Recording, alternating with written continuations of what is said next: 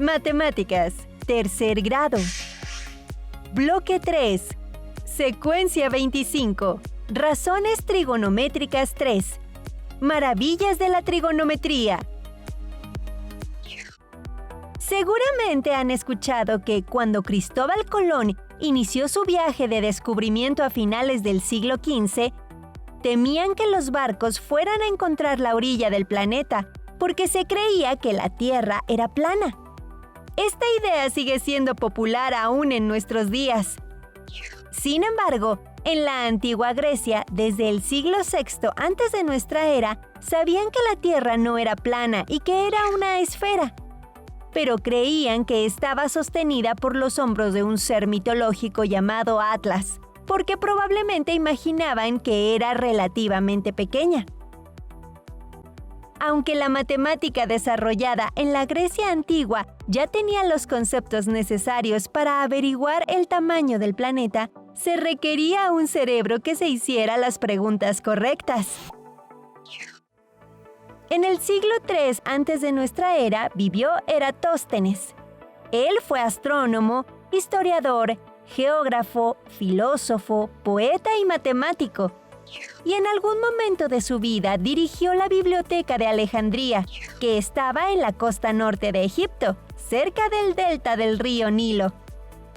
Existía entonces un relato acerca de que el día del solsticio de verano, el 21 de junio, exactamente al mediodía, en la ciudad de Siena, ninguna columna proyectaba sombra y que había un pozo en el que los rayos del sol caían verticalmente hasta el fondo.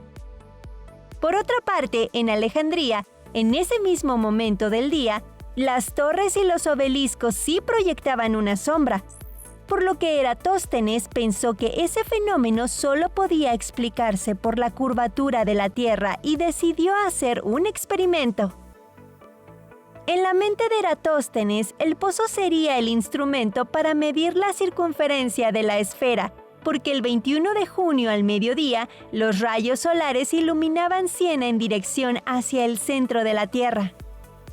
Debido a que el Sol se encuentra a una gran distancia, sus rayos en Alejandría se ven caer con cierta inclinación, y por eso es que se produce la sombra de la torre. Como la torre en Alejandría estaba perfectamente vertical, también estaba dirigida hacia el centro de la Tierra. Entonces, Eratóstenes podía usar la sombra para encontrar el ángulo que formaban las líneas imaginarias desde el centro de la Tierra a Siena y a Alejandría, ya que la sombra y la altura de la torre son los catetos de un triángulo rectángulo.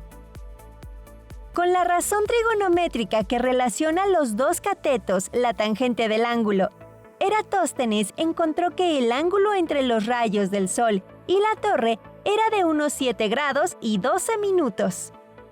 Y como la línea de la torre se dirige al centro de la Tierra y los rayos del Sol son paralelos, esa debe ser la medida del ángulo con vértice en el centro de la esfera.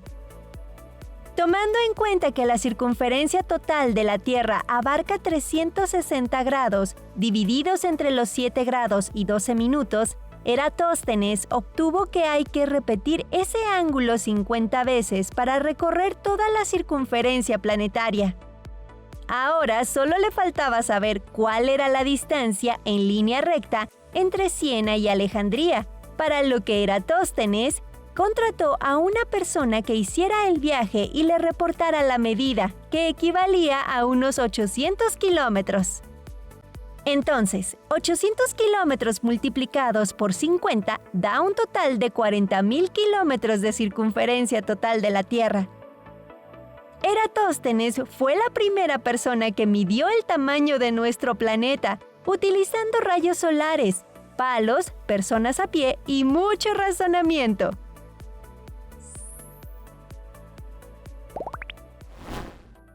En la actualidad, la medida más exacta que se tiene de la circunferencia de la Tierra es de 40.068 kilómetros.